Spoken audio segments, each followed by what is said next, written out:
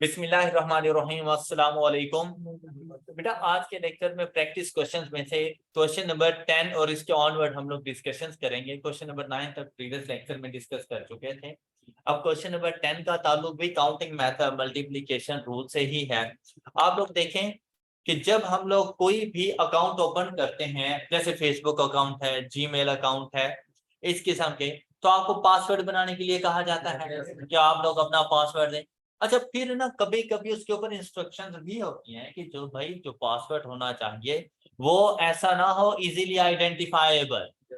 अगर सपोज आप कोई इजीली आइडेंटिफाइबल पासवर्ड 1 2 3 4 5 6 7 8 लिख देते हैं तो आपसे कहता है वेरी वीक पासवर्ड। लेकिन वो रेकमेंड करता है कि भाई आप कुछ इंग्लिश के अल्फाबेट्स लेकर आए और कुछ न्यूमेरिकल लेटर्स लेकर आए कि लोगों के लिए आइडेंटिफाई करना बहुत मुश्किल हो। जब आप ऐसा कॉम्बिनेशन लेकर आते हैं ना तो वो कहता है वेरी स्ट्रॉन्ग पासवर्ड। ऐसा है ना। अच्छा, अब मुझे ये बताएं कि बेटा पासवर्ड बनाते हुए अगर आप किसी डिजिट्स को रिपीट करते हैं तो वो क्या कहता है? Incorrect password, incorrect password.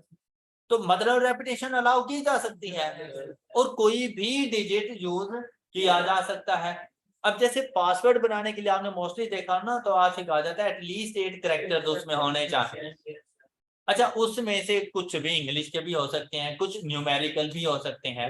इसी तरह से गाड़ियों की नंबर प्लेट्स, जब गाड़ियों की नंबर प्लेट्स के लिए उनको उनके रजिस्ट्रेशन नंबर जो लॉट किए जाते हैं तो आप देखिए सिर्फ न्यूमेरिकल नंबर नहीं होता, साथ में इंग्लिश के अल्फाबेट्स भी यूज किए जाते हैं। ऐसा है ना।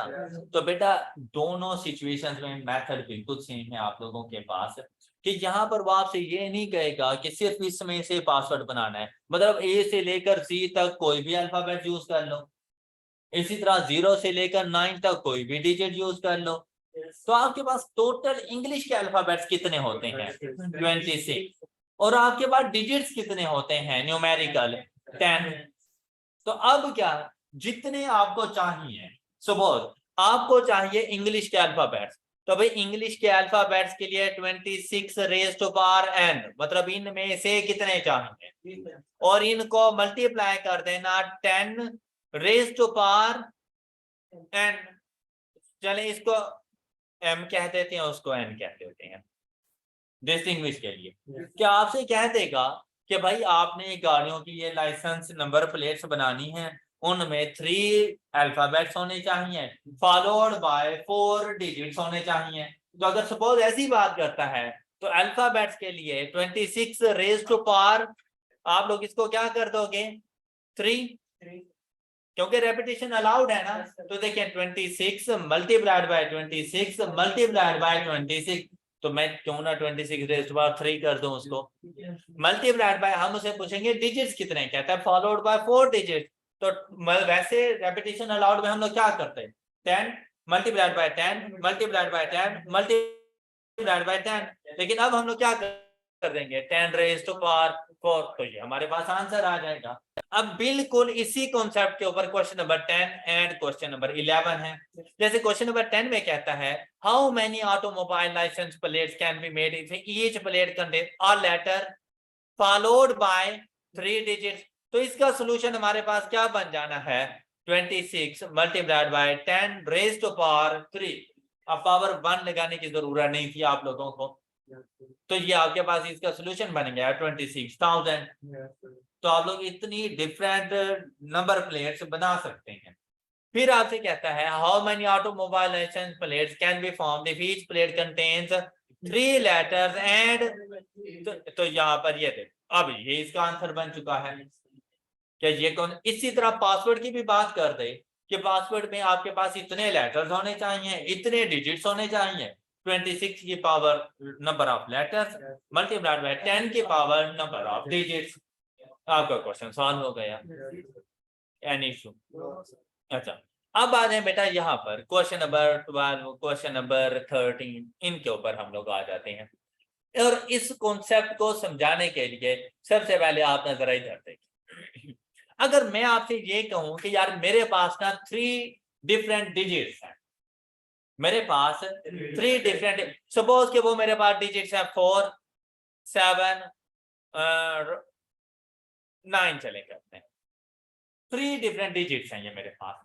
मुझे बताओ इन डिजिट्स को यूज करते हुए मैं 3 डिजिट्स कितने नंबर्स बना सकता हूं। Repetition not allowed, repetition not allowed. In digits को यूज करते हुए 3 डिजिट कितने नंबर बना सकता हूं मैं? तो क्या बताएं कितने नंबर? 6 नंबर बना सकता हूं। रेपिटेशन नॉट अलाउड है तो 3 multiplied by 2 multiplied by 1, 6 digit बना और 6 डिफरेंट नंबर्स में बना सकता हूं। चले अब हम लोग यहाँ पे बात कर लेते हैं कि वो 6 डिफरेंट नंबर कौन कौन से हैं, हम इनकी डिस्कशन कर लेते हैं। तो देखिए सबसे पहला नंबर मेरे पास कौन सा बनेगा? 4 7 9, शाबाश। नेक्स्ट नंबर कौन सा बनेगा? देखें 2 डिफरेंट डिजिट बन गए, 2 डिफरेंट नंबर्स बन गए, रेपिटेशन भी अलाउ नहीं हुई। नेक्स्ट नंबर कौन सा बनेगा? 7 4 9, नेक्स्ट 7 9 4, ऑलराइट। अच्छा फिर से देखो जरा, 9 4 7 एंड क्या इसके अलावा कोई और डिजिट नंबर बन सकता है इसे? ये वो 6 नंबर है जो आप बना रहे हैं। ये बात क्लियर हो गई? अच्छा आपने इसको कैसे आइडेंटिफाई किया था? 3 इंटू 1। क्या मैं इसको 3 फैक्टोरियल लिख लूं और आंसर क्या आ गया? Any show. अब हम लेकर आते हैं इसमें एक छोटा सा ट्विस्ट। वो ट्विस्ट ये है कि आपको जो डिजिट्स दिए गए थे ये डिस्टिंक्ट नंबर्स थे, ऑलराइट। 4 7 9 ये तीनों अलग अलग मुनफरिद नंबर्स थे। लेकिन अगर मैं इसमें ट्विस्ट लेकर आऊं कि भाई मैं इस 9 को खत्म करूं और इसकी जगह पर मैं लेकर आ जाऊं 7, और अब आपसे ये कहूं कि भाई मुझे 3 डिजिट डिफरेंट नंबर्स बना कर दो, व्हेन रेपिटेशन नॉट अलाउड। अब मुझे आप क्या आंसर करेंगे? 3 डिजिट डिफरेंट नंबर्स बना के दो, रेपिटेशन नॉट अलाउड। अब इस कॉन्सेप्ट को मैं आपको कुछ यूं समझा देता हूं कि अगर आप जाते हैं ना प्रीवियस कॉन्सेप्ट पे कि सर 3 डिजिट्स अवेलेबल है, 3 डिजिट नंबर बनाना है तो 3 into 2 into 1 is equal to 3 factorial is equal to 6, तो आपका आंसर गलत हो जाएगा। कैसे गलत हो भाई? एक नंबर को 2 मरतबा नहीं काउंट करना। कैसे? अब आप ये देखें कि भाई ये जो 6 डिजिट मैंने बनाया है, मैंने 9 को 7 से रिप्लेस किया है ना, तो भाई देखो यहां पर भी 9 7 से रिप्लेस हो जाएगा, इधर भी, मतलब जहां जहां 9 है वो 9 किससे रिप्लेस हो जाना है? 7 से। तो ये देखो ये कुछ इस तरह से नहीं बन जाएगा जैसे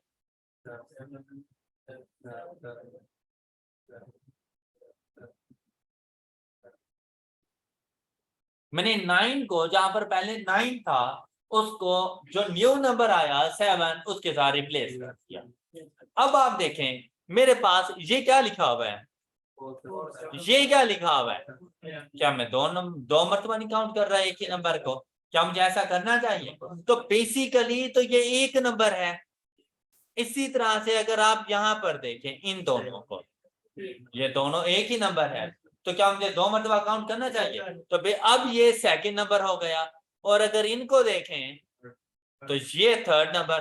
तो ऐसा नहीं है जैसे अब मेरे पास आंसर आ रहा है 3, कि भाई इस सिचुएशन में मैं 3 डिफरेंट डिजिट नंबर बना सकता हूं, ऑलराइट, एनी इशू। अब बात ये आती है कि ये 3 कैसे फाइंड करना है हम लोगों ने। अब न्यू कॉन्सेप्ट इंट्रोड्यूस हो गया कि जब सिलेक्शन में से, जब जिस चीज में से आपने सिलेक्शन करनी है उसमें आपके पास रेपिटेशन आ जाए, मतलब कॉमन नंबर्स आ जाएं, तो ऐसी सिचुएशन में आपने टोटल का फैक्टोरियल, क्या टोटल का फैक्टोरियल, क्या आपने देखना है टोटल अवेलेबल नंबर्स कितने हैं? हमने कहा 3 है, 3 का factorial divided by common numbers का फैक्टोरियल। अब देखिए इनमें से कॉमन डिजिट्स कितने हैं? तो 2 का फैक्टोरियल। और ये जाके अगर आपने कैलकुलेटर से पूछो तो आपके पास आंसर आ जाएगा 3। ऑल राइट, ये कॉन्सेप्ट क्लियर हो गया। अब इस कॉन्सेप्ट को बेस बनाकर आप लोगों ने आना है क्वेश्चन नंबर 12 पर।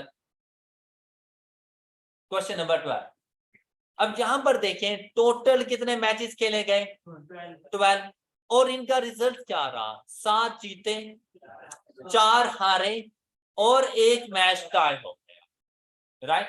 अब आपसे पूछा गया how many ways it can and the session. बेटा उसने ये तो नहीं कहा कि पहले 7 जीत गए या आखिरी 4 हार गए, ऐसी कोई बात हुई? तो कोई भी कॉम्बिनेशन आ सकता है कि पहला जीता दूसरा हार गए, पता नहीं टाई कौन सा जाके हुआ है। तो हमने सारे नंबर ऑफ वेज बताने हैं। उसके लिए क्या करेंगे, टोटल का फैक्टोरियल। टोटल कितने हैं, 12, तो 12 का फैक्टोरियल डिवाइडेड बाय इसमें से कॉमन नंबर के फैक्टोरियल। तो विन अलग से कॉमन है, तो कितने विन हमारे पास आ गए, तो 7 का फैक्टोरियल मल्टीप्लाइड बाय, अब अगर कोई और कॉमन भी है तो उसका भी फैक्टोरियल आपने साथ में मल्टीप्लाई कर देना है। और कौन कॉमन है आपके पास, 4 मैचेस का हार जाना, तो 4 का फैक्टोरियल। 1 का फैक्टोरियल लिखने की जरूरत नहीं है, 1 फैक्टोरियल इज इक्वल टू 1। तो अगर कोई कॉमन आए तो आपने जरूर लिखना है।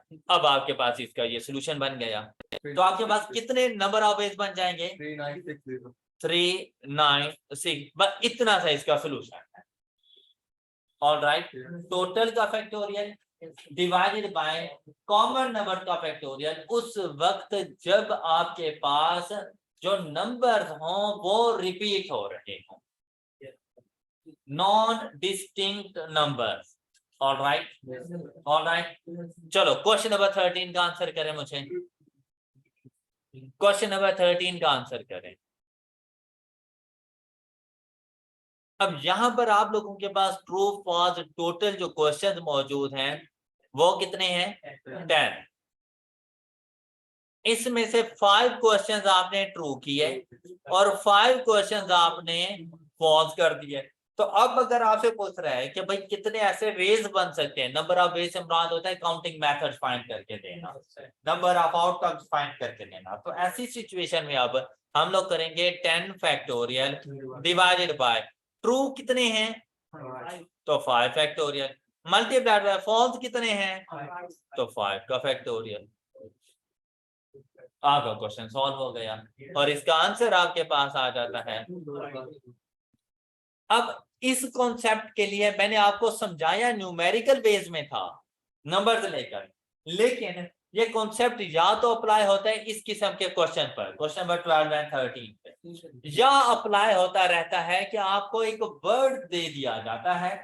अब एक वर्ड जब हम लोग लिखते हैं ना तो उसमें काफी अल्फाबेट्स कॉमन भी आ रहे होते हैं, रिपीट हो रहे होते हैं। इवन कि अगर आप लोग अपना नाम भी देखें तो कुछ नेम ऐसे होंगे जिसमें कोई अल्फाबेट रिपीट हो रहा होगा आपके पास।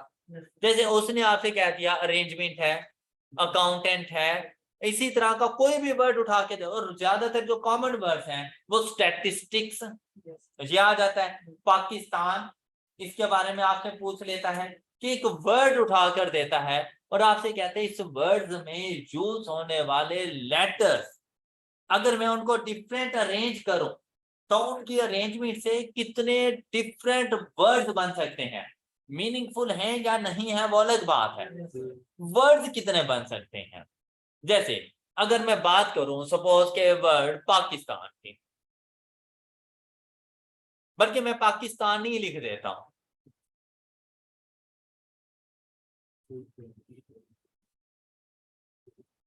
पाकिस्तान के बारे में अक्सर पूछ लेते हैं आपके एग्जाम्स के अंदर, हम लोग इसको पाकिस्तानी लिख देते हैं। अब अगर आपसे पूछे कि भाई इनको यूज करके आप कितने डिफरेंट वर्ड्स बना सकते हैं, या यूं कहते हैं कि इनमें यूज होने वाले लेटर्स की डिफरेंट अरेंजमेंट्स बताएं, अरेंजमेंट्स बताएं, तो सिंपल फार्मूला आपके पास, आपने देखना है कि इस वर्ड में टोटल लेटर्स कितने। तो देखिए इस वर्ड में टोटल लेटर्स कितने आ रहे हैं हमारे पास, 9। तो आपने लिख देना है 9 का फैक्टोरियल और डिवाइड कर देना है इसको कॉमन नंबर के फैक्टोरियल। देखो क्या कोई ऐसा अल्फाबेट है जो रिपीट हो रहा हो, तो हमारे पास ए मौजूद है, 2 टाइम्स है तो इसको अलग से आपने लिखना है 2 का फैक्टोरियल मल्टीप्लाइड बाय आई मौजूद है 2 तो इसको भी 2 is equal to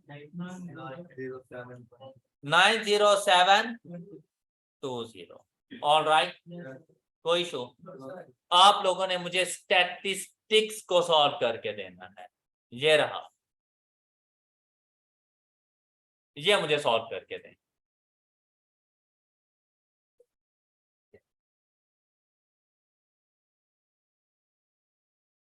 ji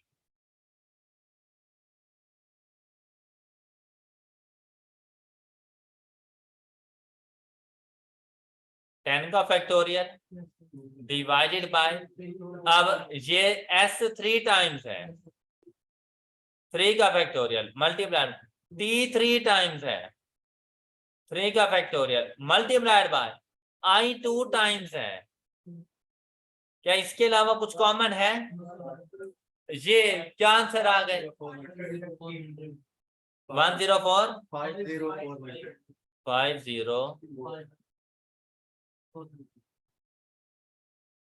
all right कोई मुश्किल कॉन्सेप्ट तो ये क्वेश्चन नंबर 14 आपने सॉल्व कर लेना है ऑल राइट अच्छा अब देखो कभी कभी आपसे ये कहता है कि भाई ये नंबर्स आपने बना ये बिल्कुल ऐसे ही है जैसे हम लोग डिफरेंट डिजिट्स में से नंबर बनाया हम लोगों ने 3 डिजिट 4 डिजिट नंबर फिर हमने कहा कि नहीं भाई हमें तो इवन नंबर बना के दो हमें मल्टीपल ऑफ 5 बना के दो हमें ऑड नंबर बना के दो हमें लेस देन 400 नंबर बना के दो वो भी कहता है कि यार ये अरेंजमेंट्स में मुझे ये बताओ ऐसी कितनी अरेंजमेंट्स हैं जिनमें वॉवल्स एक साथ हैं अब हमने इंग्लिश के अल्फाबेट्स में आपने देखा आउट ऑफ 26 5 वॉवल्स होते हैं और 21 कॉन्सोनेंट्स आपके पास आ जाते हैं तो वो कहता है कि इसमें ये जो आपने मुझे अरेंजमेंट बताई 90720 इसमें बहुत सी ऐसी भी होंगी जिनमें वॉवल सेपरेट अलग अलग से होंगे कुछ ऐसी भी होंगी जिनमें वॉवल्स एक साथ होंगे मुझे बताओ एक साथ वाले कितने हैं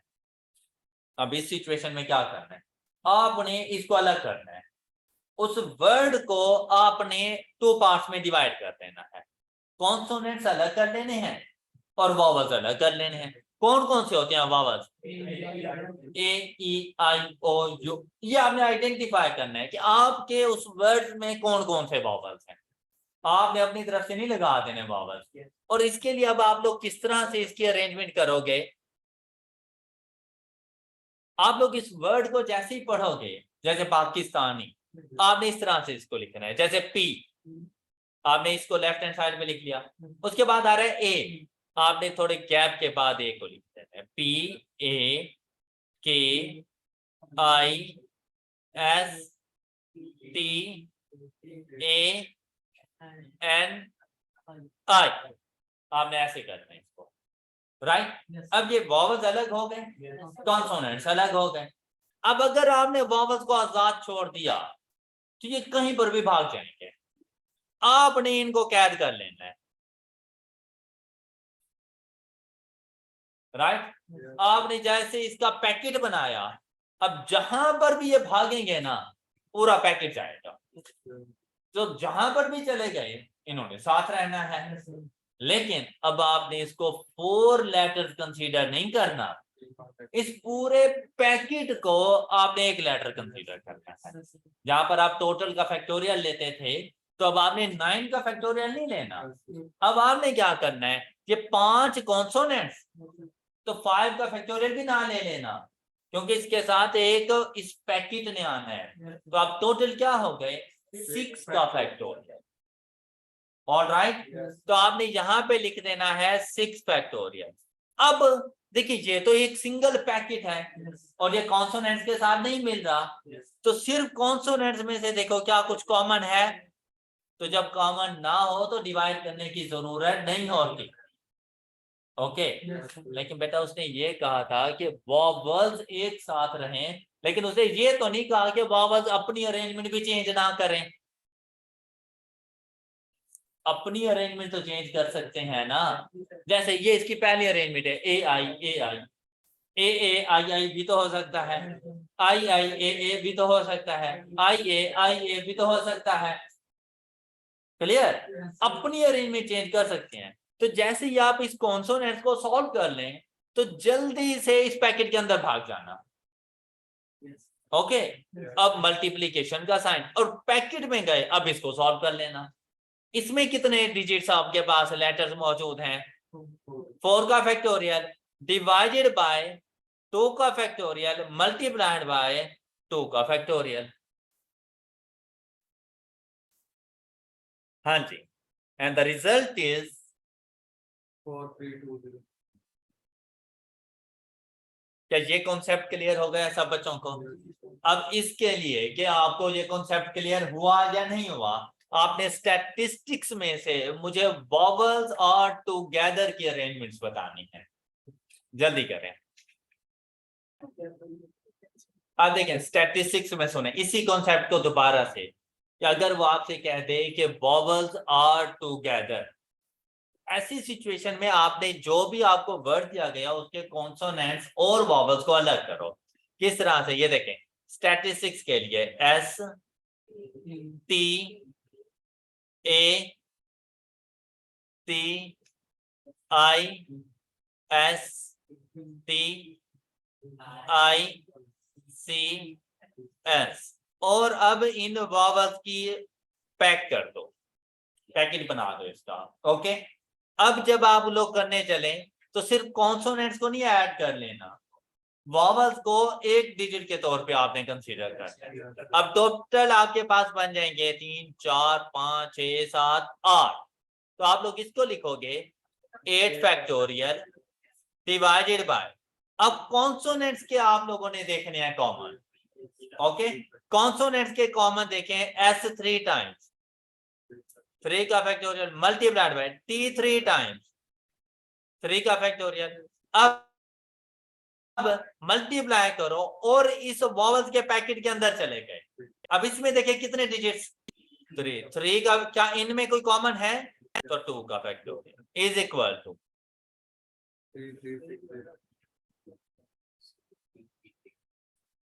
ये इसका आंसर है।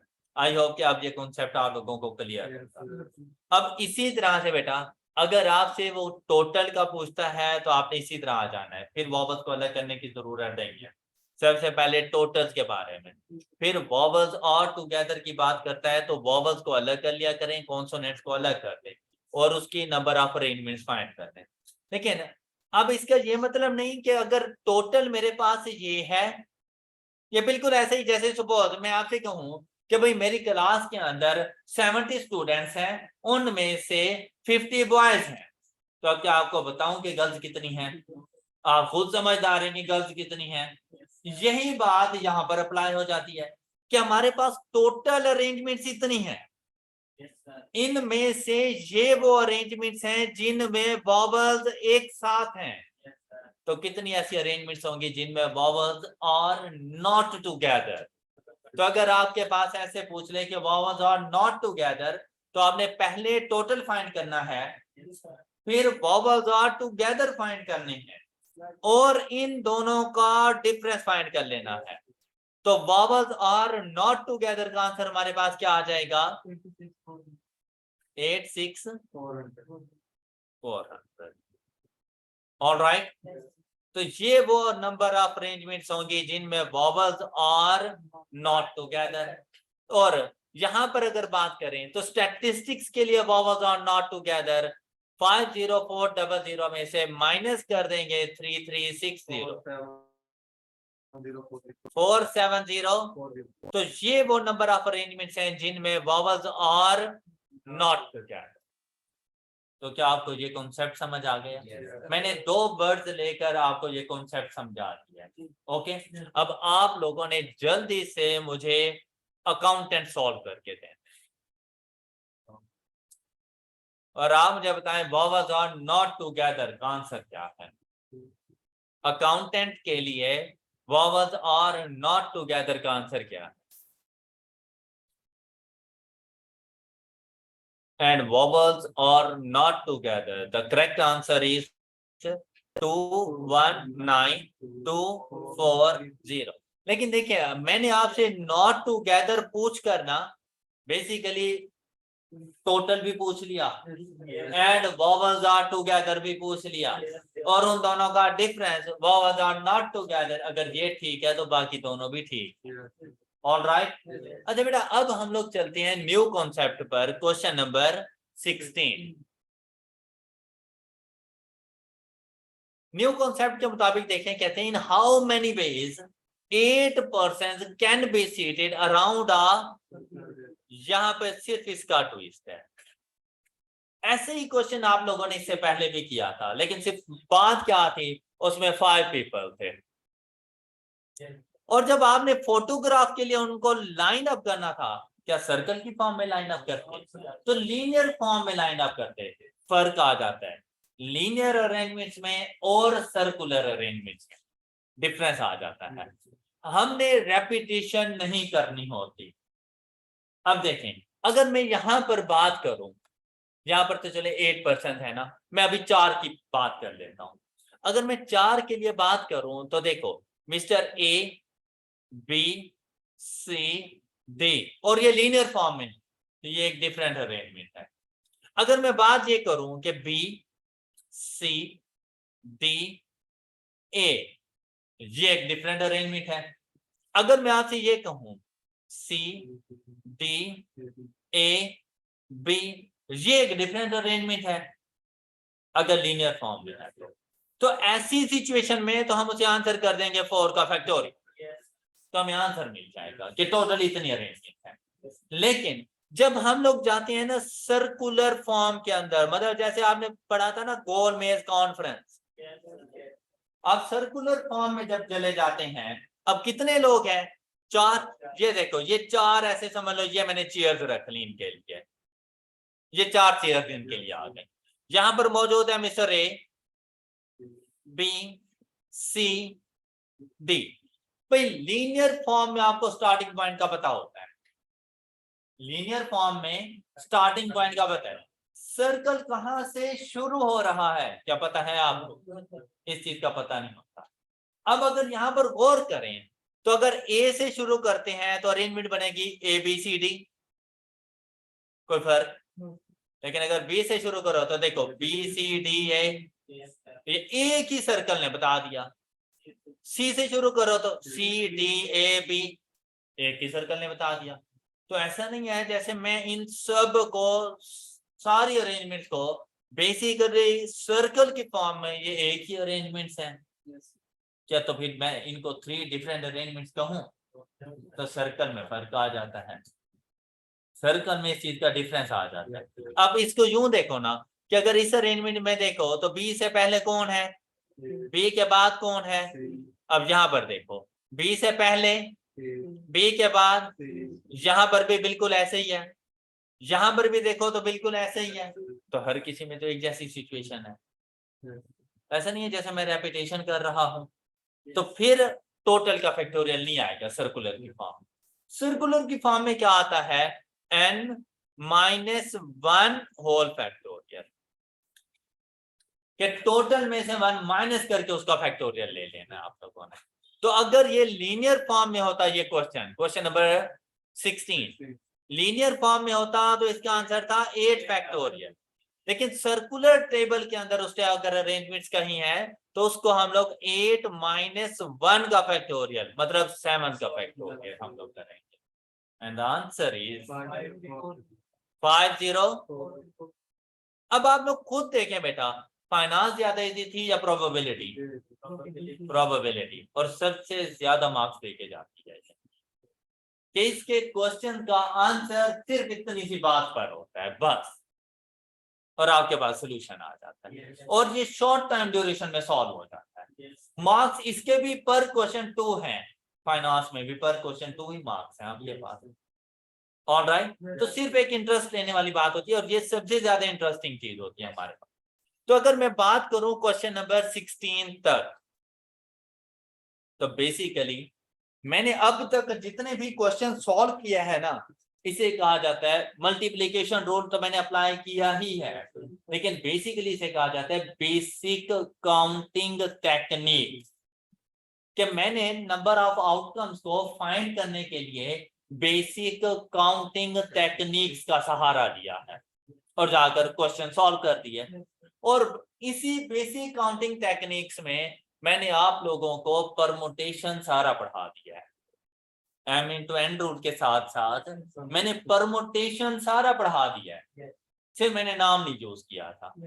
अब परमुटेशन के ना डिफरेंट फार्मूलाज थे, डिफरेंट सिचुएशंस थी कि अगर डिस्टिंक्ट नंबर्स हों तो परमुटेशन कैसे आएगी, अगर कोई नॉन जीरो नंबर है तो परमुटेशन कैसे, और अगर कोई जीरो शामिल हो जाए तो परमुटेशन कैसे।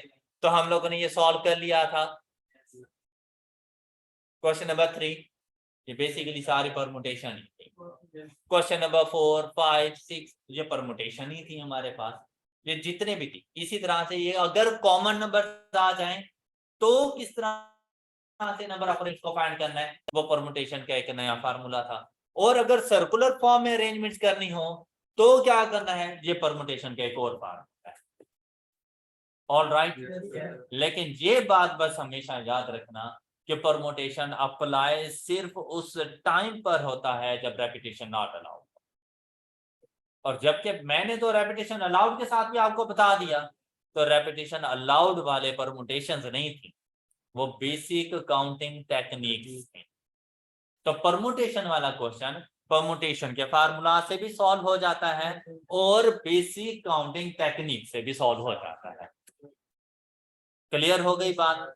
लेकिन अगर रेपिटेशन अलाउड है तो उसके ऊपर परमुटेशन कभी भी नहीं लगता, उस पर बेसिक काउंटिंग टेक्निक्स लगता है। Any issue? अब जरा इसका बेसिक फार्मूला भी देख लो अपने पास, परमुटेशन एंड कॉम्बिनेशन। ये हमारे पास लास्ट 2 मेथड्स हैं काउंटिंग मेथड्स के, बस इसमें एक कॉमन चीज है, दोनों उस टाइम पर अप्लाई होते हैं जब रेपिटेशन नॉट अलाउड हो। रेपिटेशन अलाउड की सिचुएशन में बेसिक काउंटिंग टेक्निक्स अप्लाई हो जाती है। ऑलराइट, तो अब तक आप जितना कुछ करते रहे हैं ना, ये बेसिक काउंटिंग टेक्निक्स थी। अभी फिर से डिस्टिंग्विश करके दिखा दूंगा इस चीज को। एक चीज हमेशा याद रखना कि परमुटेशन अप्लाई करना है या कॉम्बिनेशन, सबसे पहले क्वेश्चन से पूछ लेना रेपिटेशन अलाउड है या नॉट अलाउड। अगर वो कहते रेपिटेशन अलाउड है तो इन दोनों ने अप्लाई नहीं होना। अगर वो कहते कि रेपिटेशन नॉट अलाउड है, अब आपने डिसाइड करना है परमुटेशन या कॉम्बिनेशन। ये बात क्लियर है? अब जरा डिफरेंस की बात करते हैं कि दोनों में फर्क क्या है। दोनों में फर्क होता है ऑर्डर की इंपॉर्टेंस का, दोनों में फर्क होता है ऑर्डर की इंपॉर्टेंस का। ऑर्डर की इंपॉर्टेंस से क्या मुराद है? देखिए भाई, मेरे पास है 3 डिजिट, उन 3 डिजिट में मैंने उसको लिख दिया, ये देखें 123 3 डिजिट। मैं इनके अरेंजमेंट्स को चेंज करता हूं और मैं लिख देता हूं 312। क्या मैंने डिजिट्स चेंज किए? क्या मैंने सेम डिजिट्स नहीं अप्लाई कर दिए?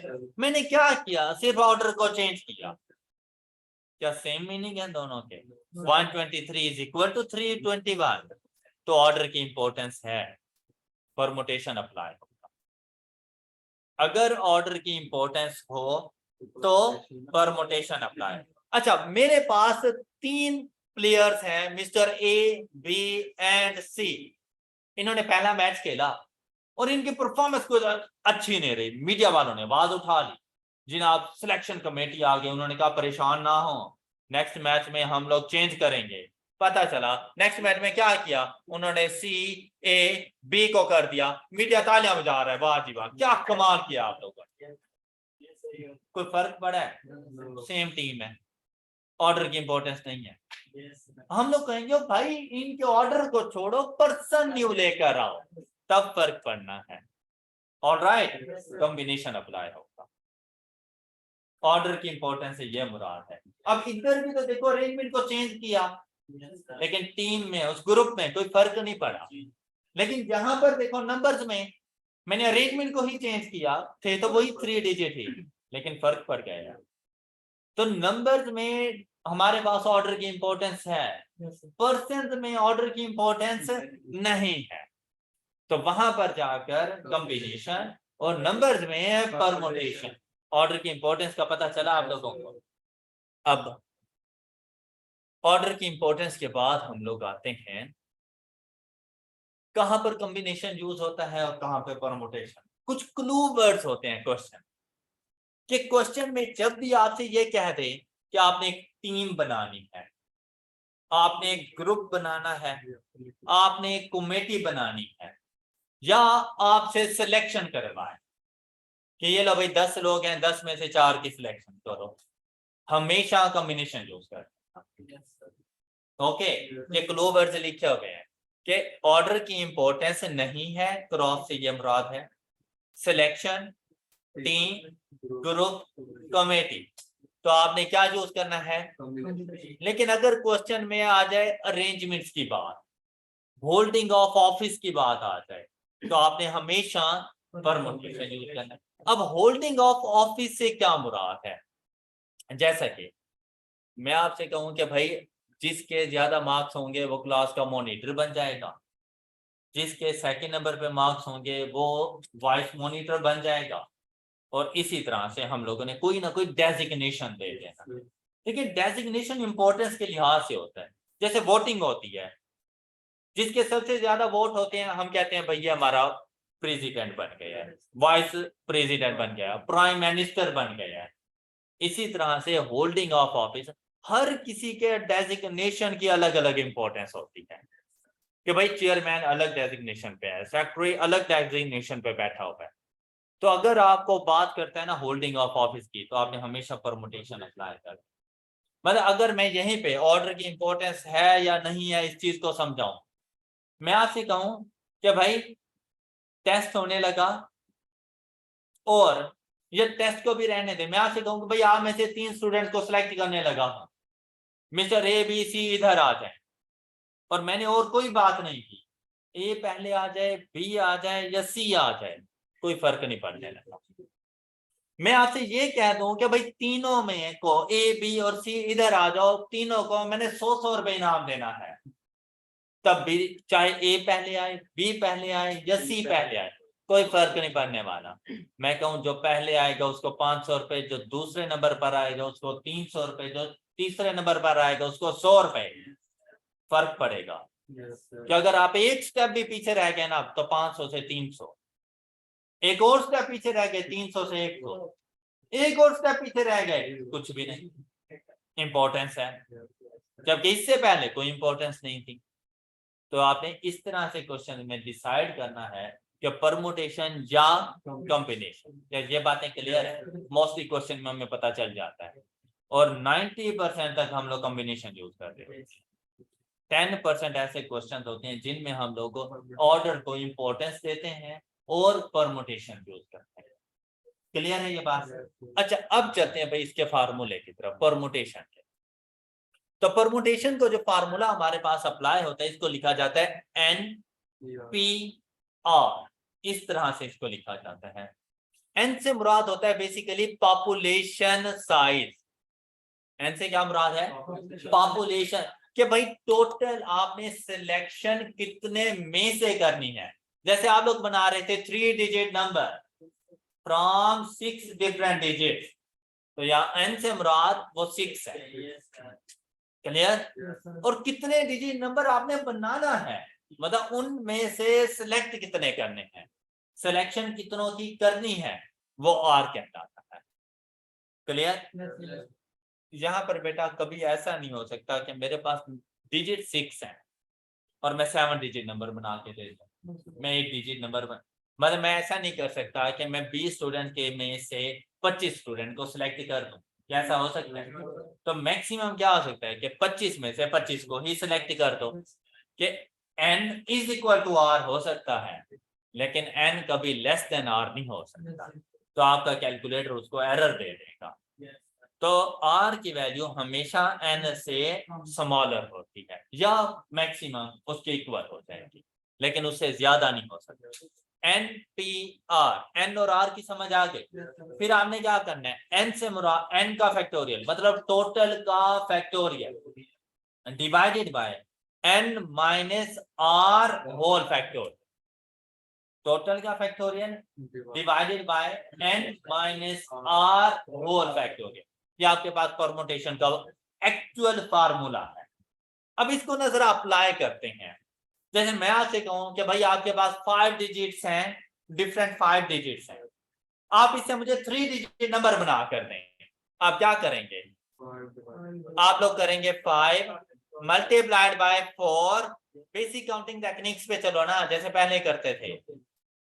आप 3 डिजिट नंबर बना रही हैं, रेपिटेशन नॉट अलाउड, तो आप क्या करते? 5 मल्टीप्लाइड बाय 3 और आप मुझे आंसर कर देते 60 के 60 डिफरेंट हमारे पास 3 डिजिट नंबर बन सकते हैं। ये बात क्लियर है? आपने इस तरह से क्वेश्चन को सॉल्व किया था, जो कि इजी वे था। बेसिकली इसने कैसे सॉल्व होना था? देखिए भाई, repetition not allowed, different number, तो आपने करना था टोटल का फैक्टोरियल 5 का factorial divided by 5 minus 3 whole factorial. अब चाहें तो यही सारी चीज डायरेक्ट कैलकुलेटर को बता दें, तब भी 60 आ जाएगा आपके पास। अदरवाइज जरा सॉल्व करें तो क्या मैं इसे लिख दूं 5 factorial divided bye 2 factorial 5 minus 3। अब जरा इसको ओपन करते हैं तो 5 के फैक्टोरियल से क्या मुराद है? 5 इंटू 4 इंटू 3 इंटू 2 का फैक्टोरियल, और डिनोमिनेटर में भी 2 का फैक्टोरियल, आपस में कैंसिल हो गए, बाकी क्या बच जाएगा आपके पास? 5 इंटू 4 इंटू 3। यही चीज कल के लेक्चर में आपने सीख ली थी, और आप लोग डायरेक्ट इधर आ रहे थे, और आंसर क्या बन गया? 60। ऑलराइट, अब नेक्स्ट आपने इतना भी नहीं करना। नेक्स्ट आप लोगों ने सिर्फ इतना करना है कि आप अपना कैलकुलेटर उठाएंगे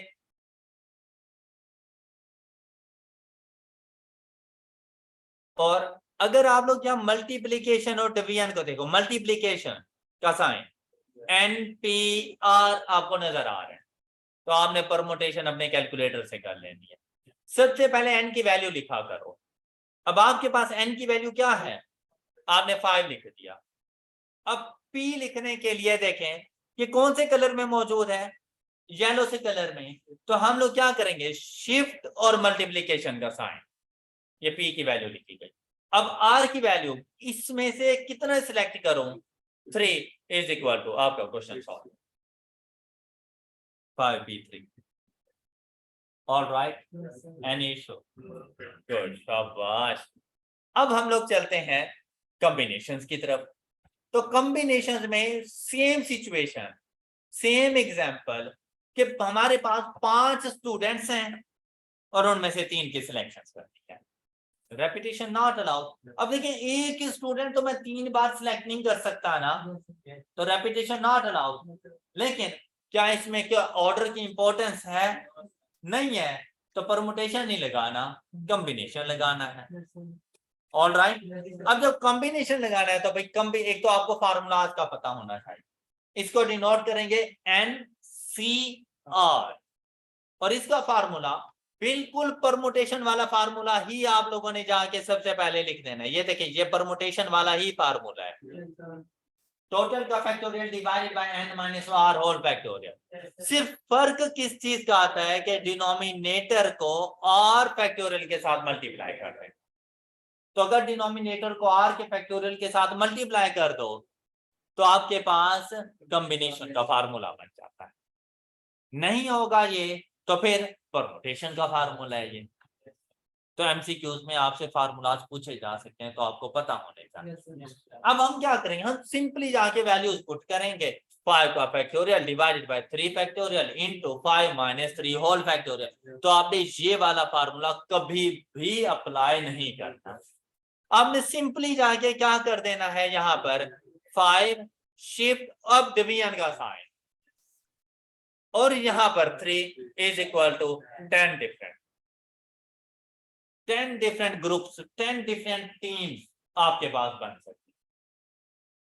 5 में से अगर 3 स्टूडेंट की सिलेक्शन करो तो आपके पास 10 डिफरेंट टीम्स बन सकती हैं। जैसे कि अगर ये 5 स्टूडेंट बैठे हुए हैं, पहली टीम क्या होगी? इन दोनों के साथ इर्तजा आ गया।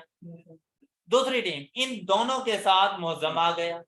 तीसरी टीम इन दोनों के साथ जुबैरी आ गया। 3 टीमें ये बन गई। फिर क्या, इसको साइड पे करो, शाकिर के साथ वो दोनों आ गए, फिर शाकिर और मौजिम के साथ जुबैरी आ गया, ये अलग से टीम बन गई। फिर क्या है, इसको साइड पे कर दो, उन तीनों की एक टीम बना दो। इस तरह से आप 10 डिफरेंट टीम्स बना सकते। ऑलराइट, अब देखो ये डिफरेंट टीम्स हैं जब आप पर्सन ही न्यू लेकर आ जाते हो, लेकिन जब आप ये कहो कि ये ए बी सी हैं, हमने इनको सी ए बी कर दिया, ये कोई डिफरेंट टीम नहीं, ये तो एक ही टीम है भाई, वही टीम आप दोबारा से खिला रहे हो। सिर्फ फर्क क्या पड़ा है, ओपनर को आपने कहा कि 1 डाउन खेल, सिर्फ इतना फर्क पड़ा है। 1 डाउन वाले से कहा कि भाई तू ओपनर आ जा, इससे कोई फर्क नहीं पड़ने। ऑलराइट, आई होप कि आपको ये कॉम्बिनेशन भी समझ। इस कॉम्बिनेशन से रेलिवेंट कुछ मजीद प्रैक्टिस क्वेश्चंस इंशाल्लाह हम लोग नेक्स्ट लेक्चर में करेंगे। That's all for today. अपना बहुत सा ख्याल रखिएगा, नेक्स्ट लेक्चर में मिलते हैं। अल्लाह हाफिज।